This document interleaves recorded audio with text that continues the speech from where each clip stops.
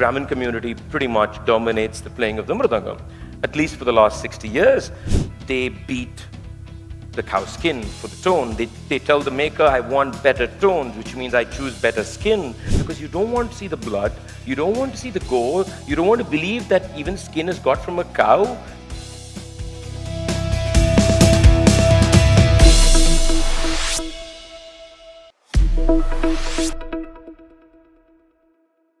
Mentioned somewhere that the mridangam is often prayed to, right? And yet... Everything in India is prayed to. I mean, come on. Yeah. And once it is prayed to, but on both sides of it are layers of skin. This is cow skin, this is buffalo skin, this is goat skin. The holy cow right? is the most important part. So this is, now here's the irony. It's prayed to.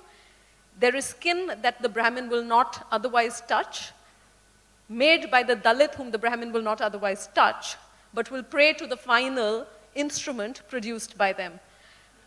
How do we reconcile this dichotomy with the ease that we seem to?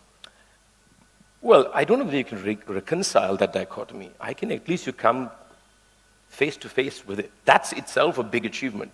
See, No, my question was, how have we? I don't think we ever have. I mean, none of us in this room have.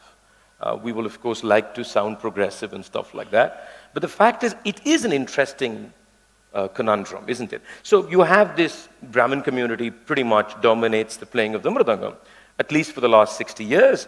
And they beat the cow skin for the tone.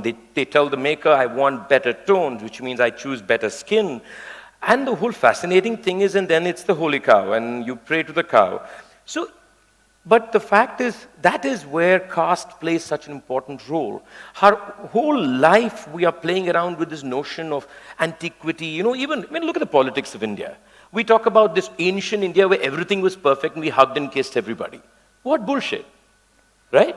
So when you fall for that kind of story, and we've all fallen for that storytelling at our homes, sometime or the other, you know, subconsciously it's passed on. And when you fall for it, then you also build these notions of what is pure and what is not pure. Which also means that we as a society design mechanisms, ugly mechanisms, to make the impure pure. And the ugly mechanisms are put into play by human beings who we don't even treat as people, who are then the people who are bridging that impure and the pure. And you know, one of the makers said to me in the interview, he said, you know, I am that person in between. If I go away, the mridangam cannot happen. Not because it can't be made, but because it stays impure. So you need this individual, you use this individual in order to give yourself a sense of purity, because you don't want to see the blood, you don't want to see the gore, you don't want to believe that even skin is got from a cow, you just believe you go to a temple and it appears in your tray or some nonsense. And then, so even vocabulary is designed. Please remember, we're talking about the mridangam, we're talking about society. We design vocabularies that we are comfortable with. So at some point, you don't call it skin anymore. When do you stop calling it skin? When does skin become an element of the instrument?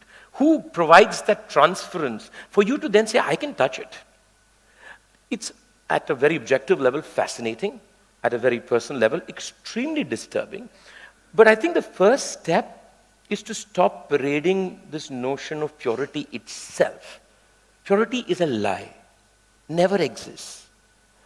Impurity in ourselves makes us human beings. Okay? That's what we are. So come to that reconciliation that it is this mess that we are in that makes us who we are, and start engaging with these notions. And then we won't be killing people for carrying beef.